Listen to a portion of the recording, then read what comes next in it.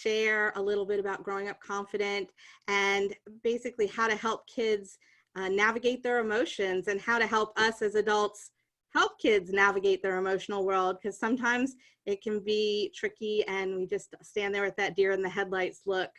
So a little bit about me. I am a child and adolescent therapist. I've been in private practice in Wilmington, North Carolina. I've been practicing for, gosh, I'm coming up on 20 years now. And as you shared, I'm also the founder of Growing Up Confident, which is an online blog and website for educational purposes. And then there's also our membership community, which is for parents and educators and other professionals who are basically coming together to support each other and to discuss, have deeper conversations basically on all things about kids and their emotional world. So I love your education, your history, and all of your experience, how that's all combined to helping families find confidence. For me, there's a lot of different things that weigh into confidence, and the one that I focus on is kids being able to really understand their inner world and being able to speak to others about their emotions without them being wrong or without them attaching shame to them. That kind of connects a little bit with the negative thinking also, that we all make mistakes. We all think negative thoughts about ourselves. We all try things that don't work out the way we wish they would. We all have embarrassing social experiences, especially in middle school. And then it's just, when we are kids, we don't know what to do with all of this. And we're looking around and we're seeing other kids that on the outside or on the surface don't appear to be having these same difficulties. And so what we do is we internalize that message that there's something wrong with us, or there's some reason this is happening to us, and it must mean because we're bad or we messed up or we don't get something or other people see something that's not valuable in us. And so what I found from my work with kids and families is really that I want them to love themselves. And what that comes from in my experiences, really knowing that, oh, I got mad about this. You know what? Most people get mad about that. Oh, okay. Really? That's normal? Yeah, getting mad about things that are unfair or unjust or push our buttons, that's a normal reaction. The next step is then, what do we do about the mad? Because we don't want to do things that get us in trouble or seeking revenge and things like that kids default to just because that's what anger tells us. So it's kind of helping them figure out, like, what else can we do? How can we have these experiences that are just a normal part of being a human and not make ourselves wrong for them? And that is the core of what we're doing to help kids grow up confident. Okay, so our focus on today's conversation, because we want to really add value to the lives of those who are listening to us, is on negative thinking with kids and what that negative thinking looks like, maybe why it happens, what we can do about it to help our kids. And I would have to think that some of these same principles, if you find that you have negative thinking as an adult, you can apply these to yourself as well. So why don't you explain to us a little bit about how you define negative thinking, and then tell us a little bit more about where you want to go with that. Yeah, and it is, I use these strategies myself. So they are helpful, whether you're a child or helping a child or an adult with negative thinking. And basically negative thinking can have a couple different areas that it focuses on. One is the, I'm no good, I stink kind of area. And that's where we're just mentally beating ourselves up. Another one is the what ifs. That's more in line with anxious thoughts or anxiety. What if this bad thing happens? What if that bad thing happens? What if this? And so there are two types of thoughts that I work with kids a lot, and I work with the adults in their lives a lot to help them learn, one, to normalize them, that these are thoughts that we all have. We all make a mistake and it's like, oh, why did I do that? What's wrong with me? Let me beat myself up. Or what if this thing happens? I should not maybe do that. Or over planning, overthinking is another way that it could be unhelpful. I don't know if it's negative, but overthinking, that ruminative, where our thoughts just keep going and going and going and replaying conversations that never happened or may never happened, and plan for this and plan for that. So it's helping kids at the core identify what type of thoughts they're having that aren't serving them or supporting them, and then helping them kind of walk through them so that they can find ways to quiet them. Okay. So what causes this negative thinking when kids can sort of beat themselves up? Well, I think just being human causes it. I think we all have them. I think some people are more sensitive and more wired to respond to them than other people. I don't have the science behind that, but I can tell you from my experience working with kids that some kids can let things roll off their back easier. Some kids are more externalizers, where it's your fault or you did this, and some kids are more internalizers, where this thing happened because it's my fault and I did something. And so internalizers will be more apt to have some negative thinking, self-disparaging thoughts, beat themselves up internally, that kind of thing. Okay, so if a parent is recognizing this in their kids, do you address the same way, whether they're doing it internally or more externally? First thing that I support kids with is basically exploring the thoughts. So we have a discussion together about what kind of thoughts are getting you down, what kind of thoughts are making you worried, what kind of thoughts are making you sad, what kind of thoughts are making you angry. And sometimes we might even make a list and write them down, because we have to figure out what it is that's causing them to distress. Like I said a little bit ago, is it the what if thoughts? Because then we just focus on those. Is it the I stink kind of thoughts? Then we focus on those.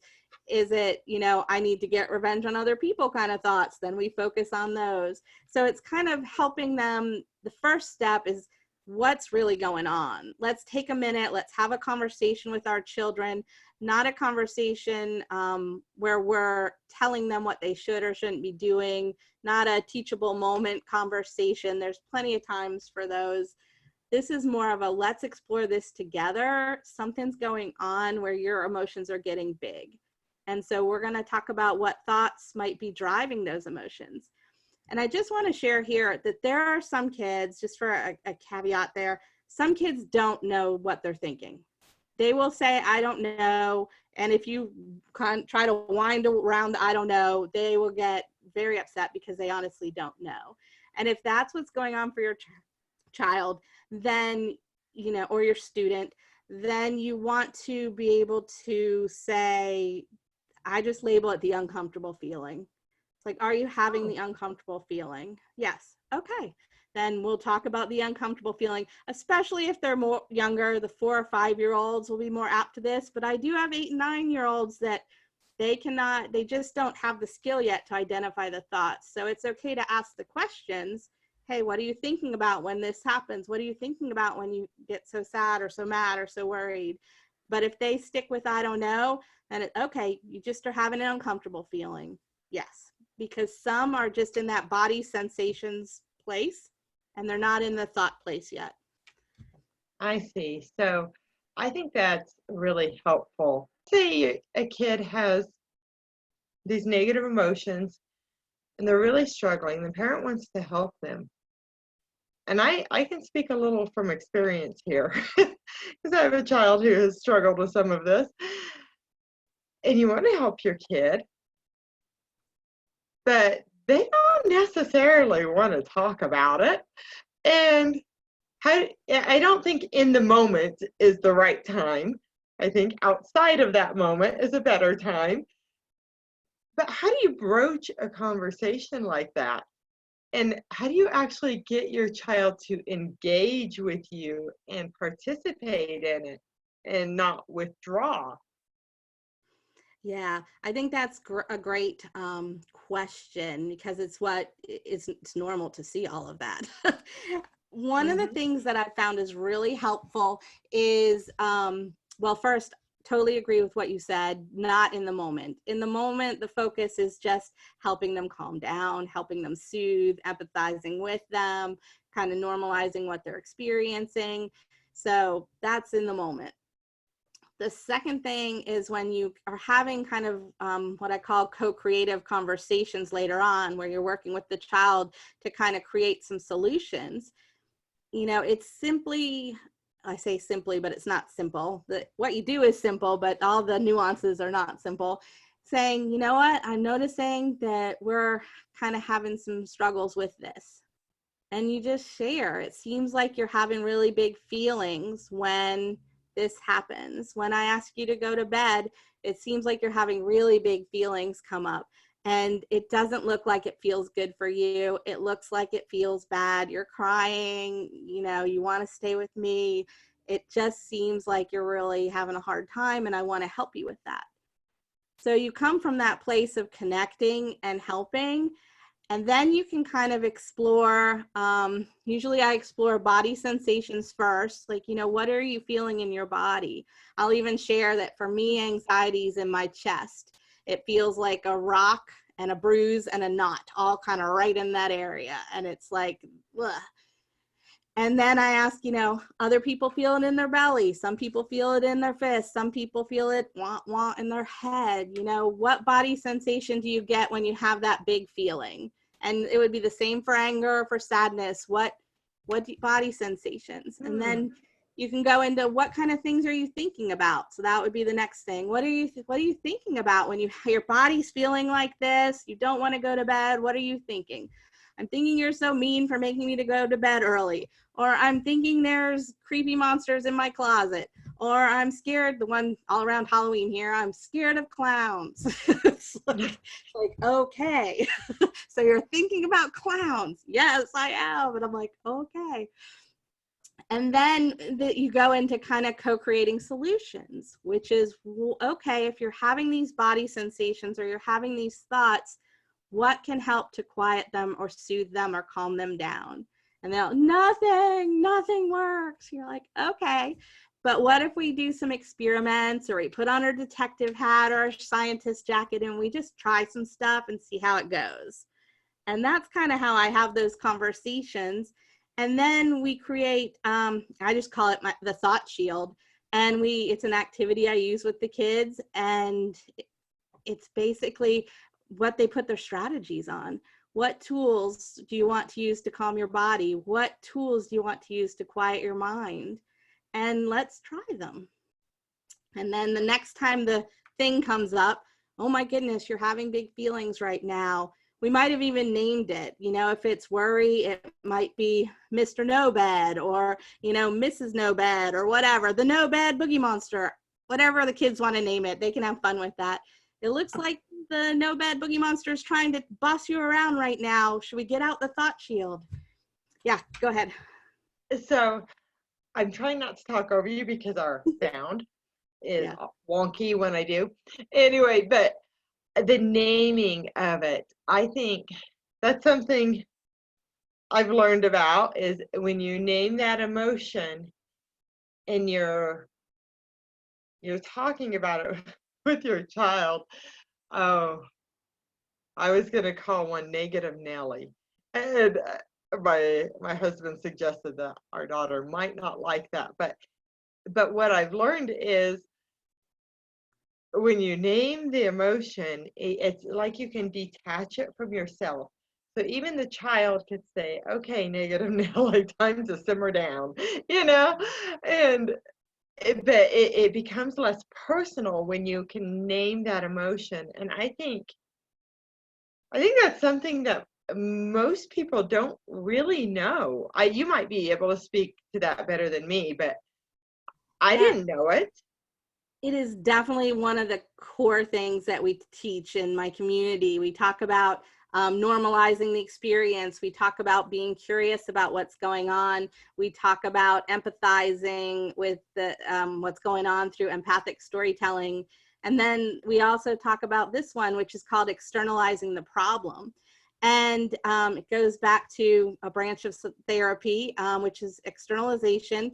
And it helps everyone, kids, adults alike, to detach their ego from the problem. Because if I feel like I'm saying, Jackie, your anxiety is acting up right now, you need to quiet that down. What you're hearing is you have anxiety or you have anger. You need anger management. Let's use your anger management strategies right now. You're hearing that the problem's inside of you, and that is not what builds confidence for anyone, our kids included. So what we do with externalization is we help detach it from the ego, which for many kids, nothing's foolproof for everyone, helps them be less defensive, because you're not coming at them as the problem. So they don't have to defend themselves. They're not backed into a corner. They don't need to come out fighting. What you're doing is saying, Mr. Worry or Mr. No Bed, or it was Stinky Poo was a child that was afraid of the toilet. And so it's like, Stinky Poo's bossing you around right now. Let's use your tools. What do you want to try to, does Stinky Poo need to go on vacation to the beach? What do you want to do? And so it's figuring those things out. But I will say, while we've got all these tools in our pockets, the most important thing is creating this with your child so that they have buy-in. Have them name it. They love naming it. Even if one was named Bob, I don't even know, but it was Bob. So we're like, okay, it's Bob bossing you around right now. Whatever they want to do, because then it's theirs and they can have some ownership, and they'll be more apt to use the tools than you just, here's some tools, plunk, use them. When you co-create them together, it's so much more powerful. Even, let's say you have a teenage child, like a young teenage child, that will work with them too? They probably aren't going to name it Stinky Poo, but, but yeah, I mean, they could name it, my teenagers mostly will call it what it is, worry thoughts, or, what if. They'll use what if thoughts. They'll use beating myself up. They'll use things like that. My teenagers, except I have some really creative ones that like to make comic books and things like that. They'll give some fun names, but most of them traditionally will be more concrete with their naming. Most kids will get more concrete as they get older. So the thing is that it's not, you have this problem, you need to get this under control, you are making a mistake by having these emotions. It's, guess what? We all have emotions, and we all have emotions that when they get too big, they take control, and we do things or make choices that we maybe don't want to make, or we are at fetal position in our bed because that's the most we can do that day. That's adults too. And so allowing kids to know that this is all normal. Yeah. So I jotted down a few notes while you were talking, because you said some things that I really loved. I want to know more about. Tell me a little bit more about did you say empathic storytelling? Is that what you said? Yeah. Tell me more about that. Yeah, empathic storytelling is just a way that I found to really help make empathy a little concrete for adults, because it's bandied about a lot. Empathize with your child, empathize with your child. And a lot of the adults I was working with, the parents I was talking to, they're like, well, I tell them I understand how they're feeling. And kids are like, wah, wah, that doesn't connect with me. And they say, I know how you're feeling right now. They're like, okay, did you read that in a book? And so we take it kind of that step deeper.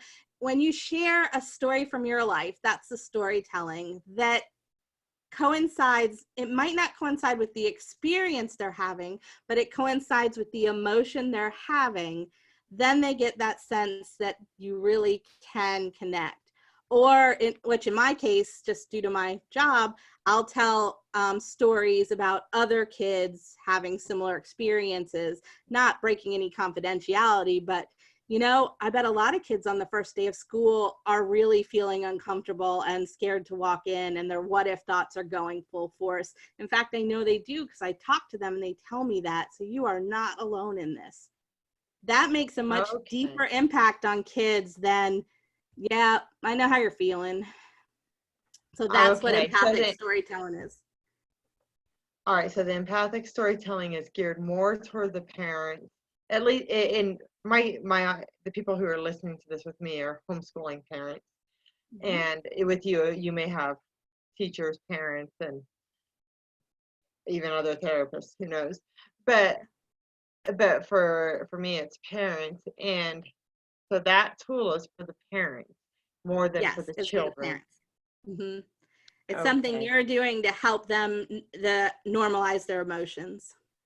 Well, and that's something I can see is going to work with teenagers too. And I know I've done this very recently with my oldest daughter. Told her about a time when I was younger, and but I wasn't intentionally. There may have been some subconscious intention, right? But not. It wasn't something I really knew about. Let's put it that way. So I'm grateful to know about that now. Now, Yeah, and can I just add, like yes. these five things that I'm sharing, they work with whatever age child you are talking to. You just change your language. You just change the language you use, depending on their developmental level. So if you start with being curious and exploring the roots of what's going on for them, if then you move to kind of let's normalize the experience, this big emotions are normal for what you're going through right now. Let me empathize with you by doing some empathic storytelling. And then let's externalize the problem by naming it in some ways and making it outside of you. And then let's come together to co-create solutions or next steps. Those 5 things work. I use them in my practice with all age groups. I just talk differently to 4-year-olds and have different expectations for the capacity of 4-year-olds to navigate these things on their own than I do with 16, 17-year-olds. Yes, and that's, but even something for me where I'm like, okay, do you still name the emotion like the negative Nelly, or no, older kids just want to call it what it is. These are negative emotions. And so that's just a good tool to know. Now I'm curious, do you like have a worksheet with all of these put together? I have some articles I've written, but that is an excellent idea, and I will make a PDF for your community.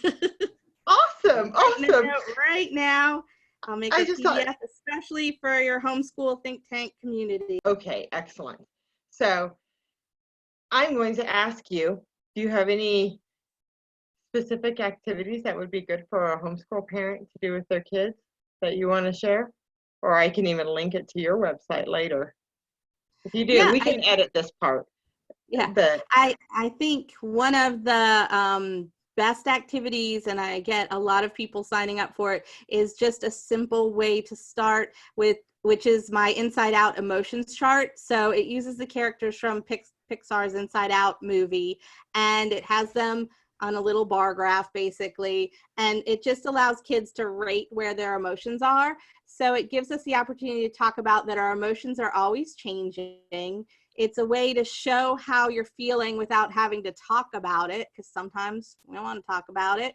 And some people use it as like a little weekly journal check-in. Sometimes people just use it in the moment, but it's a way for kids to show their emotions using markers and a paper, and the fun little Pixar characters, without having to kind of dive too deep into things when they might just want to let you know stuff.